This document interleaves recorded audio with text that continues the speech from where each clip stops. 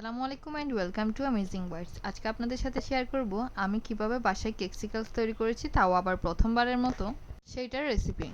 এর জন্য আমি ডার্ক চকলেট মেল্ট করে নিয়েছিলাম ডাবল বয়লারে করে। এরপর আমি এই মোল্ডটার মধ্যে চকলেটটা দিয়ে সুন্দর করে আমি সেট করে নিয়েছি ফ্রিজে রেখে। এরপর আমি এখানে কেকগুলো দিয়ে দিয়েছি। কেকের মধ্যে আমি হালকা ক্রিম ইউজ করেছিলাম যেহেতু কেকটা একটু ড্রাই হয়ে গিয়েছিল।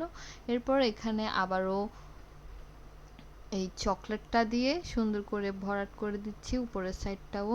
এরপর এগুলো 10-15 মিনিটের জন্য আবার ফ্রিজে রাখতে হবে। ফ্রিজে রাখলে কিন্তু কেকসিকেলসটা একদম সেট হয়ে যাবে।